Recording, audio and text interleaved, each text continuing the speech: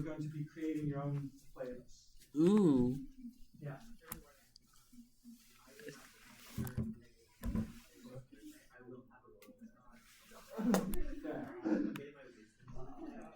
But then you won't be smart anymore. I mean, all right, so yeah, if you remember, there was a concept organizer. I'll be grading finally, getting everything graded this weekend, like with the projects and whatnot.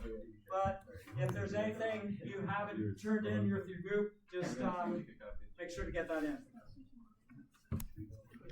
And hold on, everybody pay attention for a second. Okay, if you, the water usage, if you share with me the slideshow, but everybody has to turn in their written paper, the water usage, so whenever you get that to me. Like, so some of you have already turned it in, but, so just make sure to turn that in too, as part of your project. Can we turn it in online if we wrote it online? Do you want to print it out?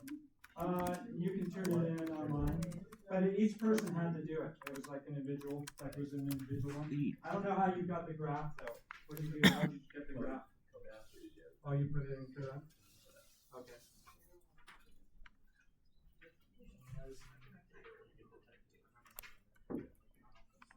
Yeah.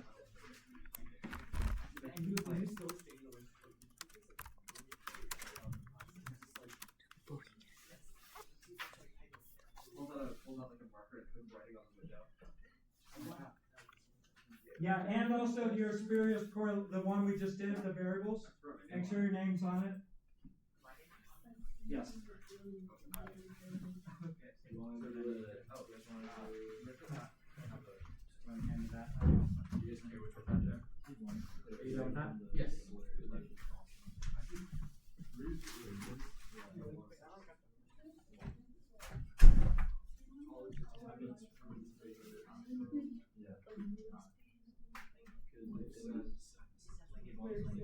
You know, stapler?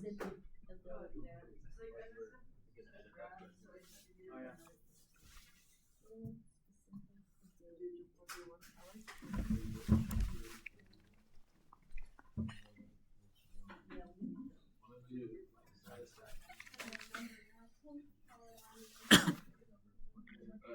You forgot what? Oh. You're gonna put it in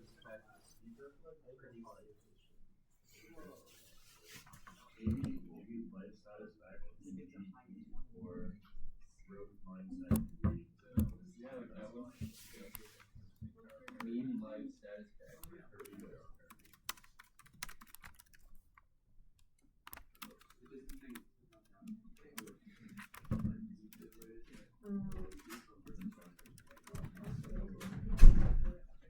Yeah, like I said, all four of those graphics are real studies that have been done by the organization, so kind of interesting.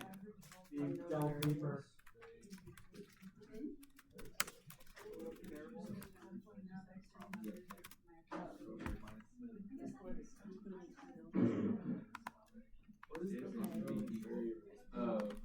So this is saying like that the purchasing power is equal. It's all scale. Wait, what's it? Actually, They all have the same cost. For college? Like so if you have, What? no, if you, it is like, okay, so let's say, Well, females you know how like on average, exponential, females attend college like, higher. goes like that. Is that a linear graph? Like, so if you have something like this, right, like a growth, I'd say like that. But you have that. So can you fit a linear model? somebody else. No, but what's the relationship of exponents to log? Yeah, like so, like the both is basically exponents, but log is just a different representation of the exponent. So like if you have like let's say like a data, like x, y, and then it gives you this relationship. So like say, like what if you can just say if you took the log of y of each one and you keep it with the x, all of a sudden when you we graph that, do three different of the graphs, and then one is our the data. it's called doing a transformation or log transformation. So where you transform the data, because if this is growing exponentially, the log of it, like you said, inverse, and then Putting that into a person. The first one is, I said, no, he said 30.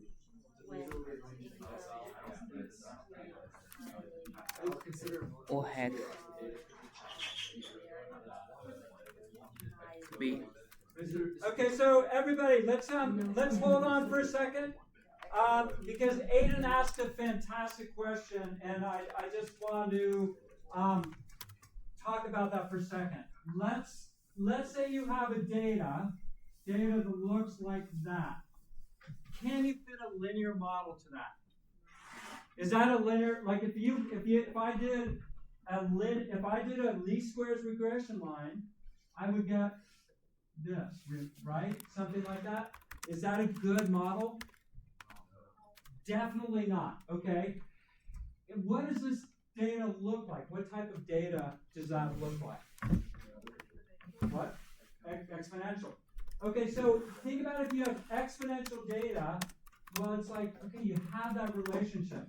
So very common in statistics is like, okay, well, I want to take that data, your XY data, and transform it. I want to make it a linear relationship. And if it's exponential, what's kind of the inverse of an exponent?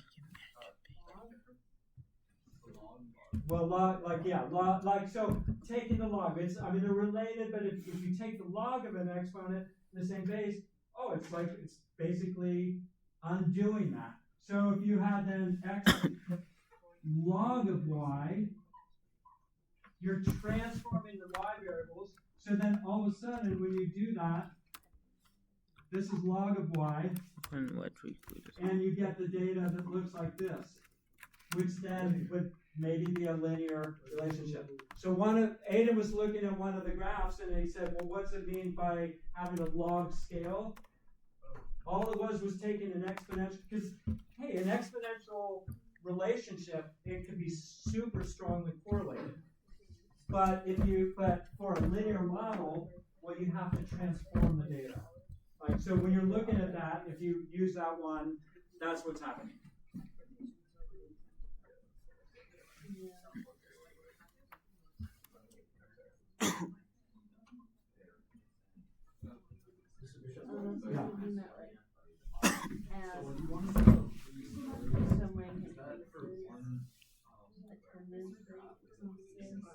So looking at the possible stories you could the variable. Yeah, so 3 different. Actually, what did I want? Just 3 stories for one graph that you want. Yeah, like you can tell, but then choose one.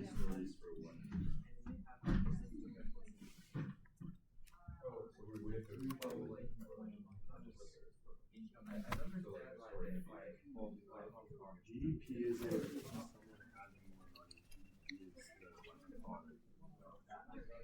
economic output of this.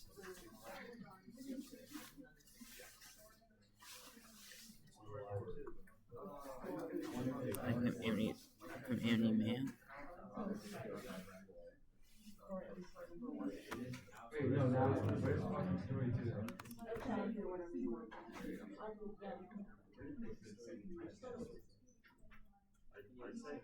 Are you working a group of 4? Yeah, we'll go with 3, but no, let's select like group of 3 because Keegan's in here. Like there's no way third person here who sits with us. Well, Yeah, but why not we'll go with 2. Okay, yeah, that's fine.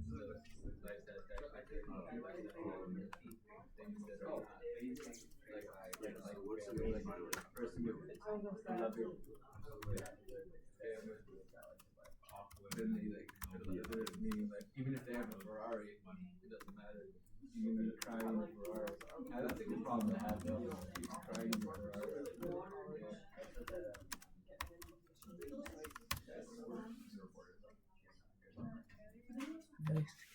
And I just born tonight. I'm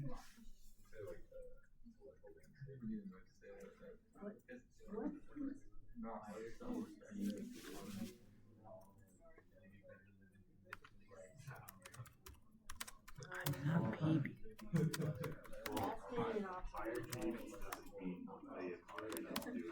I'm so much there. With you. Yeah.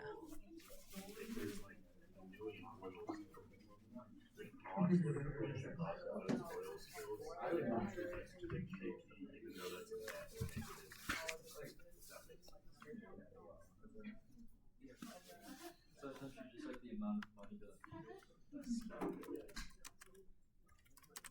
Should we? Are we gonna explain? So even though. So GDP is more like a political goal. Like people often confuse GDP and like productivity of the economy. So politicians often try to say like, oh, our GDP increased 5% this year. Oh yeah, But it might just be because like COVID happened and people are spending more money like on whatever. I mean, technically, like artificially yeah, basically. It's hard because all like the GDP is calculated to the final product. So like for example, like a car, if you're buying tires aren't the final product. The car is the final product. So tires wouldn't be included in the GDP, but the car would. If that makes sense. The cost is figured out. The cost of manufacturing. Yeah, so like what the consumer pays for the price of the car, but not for the price of the tires. So like say it costs $20 to make the tires, that's not included in the GDP, but it's included in the final product, which is the car. That makes sense. Well, I guess it's not the car maker that manufacturer. Like in a way, yes, but like, yeah, I don't, yeah, I guess.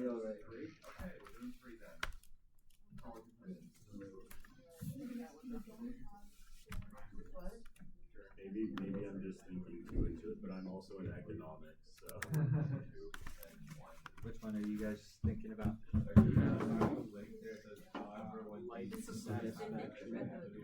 Yeah. GDP. It's actually, that one fascinates me. Because, like, if you think about, do you know what country is considered the happiest? Like, Oh, Finland. Like, well, yeah, there's all those Nordic countries. They all have really high. What'd you say? Yeah, when you do, like, you'll share it with them. Just share it. One person can type it. That's kind of cool. Do the different size bubbles mean there's more people? So I think that would be like, well, in this case, it would be the. Yeah. Really, wealth and happiness seem to go together, but perhaps how that wealth is spent is different. Sure. That would be the exercise, yeah, so people, population. Yeah, it's always that's what's like a big change in like graphs too. It's like, wow, you can have like multiple things happening there. So the size of the bubble creates, shows the size of the country. So you're like, but you don't need any more information other than that. Like, I know. They're trying to relate. they're just other countries, just not listed. But just but you might go, they might have, if you click on the link to the, oh yeah, so you might see more information and you can read about it. Yeah, don't be afraid to go to the link that's provided if you need more information about the story. That is actually so funny. Luxembourg, the GDP rate. Wait, so what I really don't So distant. Oh, hard? It's hard. Shall we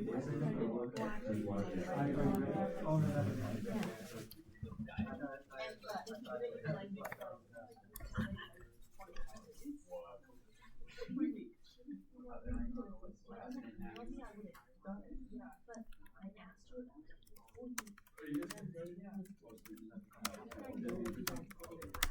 was